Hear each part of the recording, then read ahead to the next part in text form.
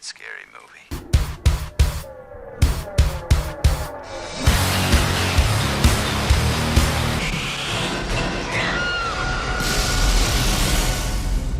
Sleepwalkers might just be the single silliest horror film I have ever seen, and I've got one coming down the road in just a couple days that is silly and gory, but it doesn't even touch what Stephen King was cooking up with this one.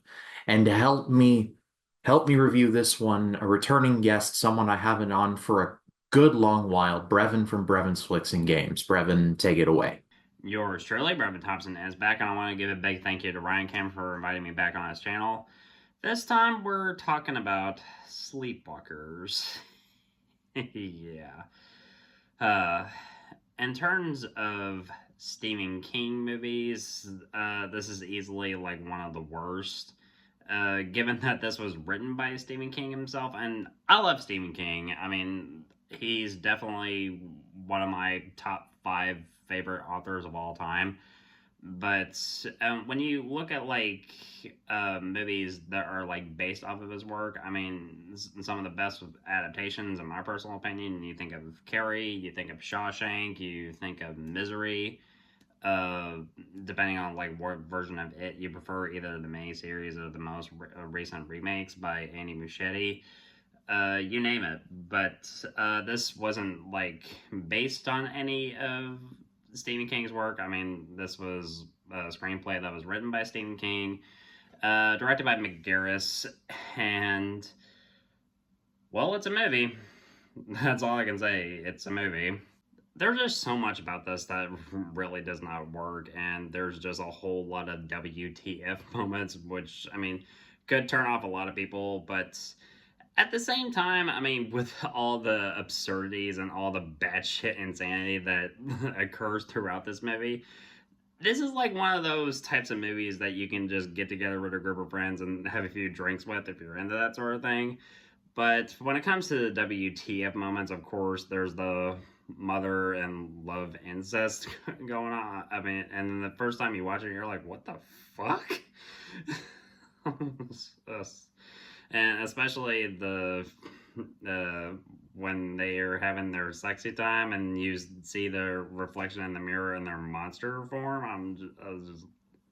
That's just that's just disgusting. Now, in regards to the batshit insane moments, there's quite a few of them because the violence in this film is hilarious. Like, for example, you have Charles who like rips his teacher's hand off and then hands it back to him, or when the cop gets stabbed in the head with a pencil. And this is long before Heath Ledger pulled this off as the Joker in The Dark Knight.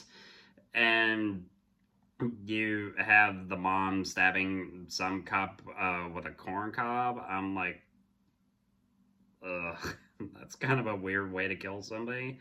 And the way that she like uses her powers on like one of the cops' guns to like somehow fire explosive bullets, I'm just like, okay, you don't have to make the gun the lawgiver from Judge Dredd. But the best part of this movie for me is the numerous types of cameos that appear over the course of the film. I mean, like, you have Mark Hamill in the beginning, for example, investigating this murder.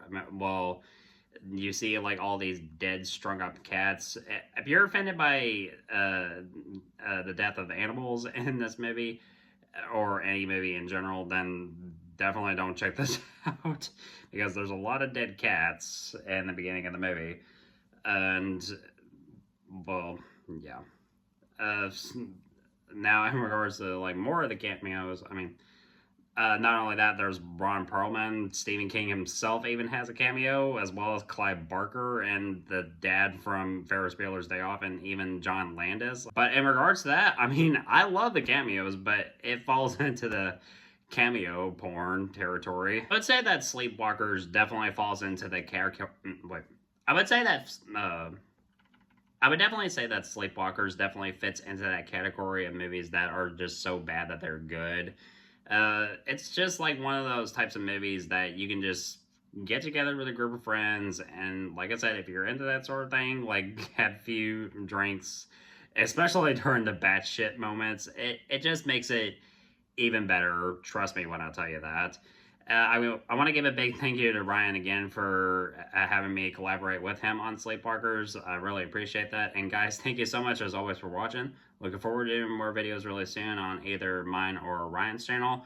I'll be starting my Halloween special pretty soon. Definitely can't wait for that. So, as always, if you want my thoughts on old or new films, of course, you know where to find me.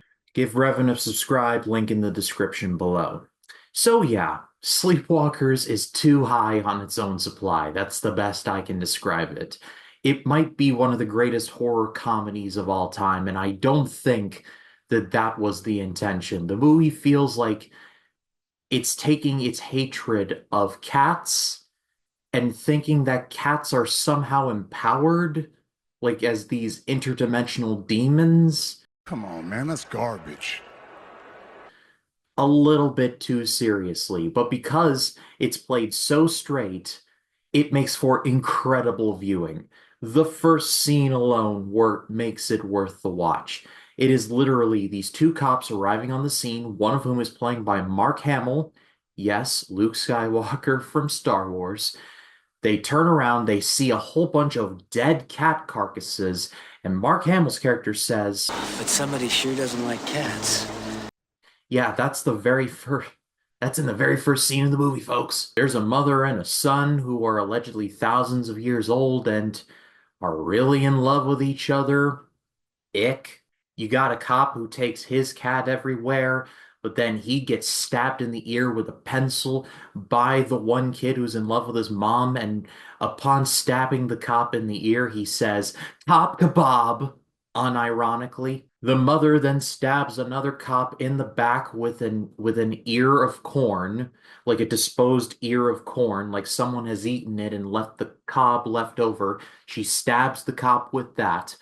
I mean, what else can I say? The movie is just, I was like falling over backwards at how much I was laughing at this.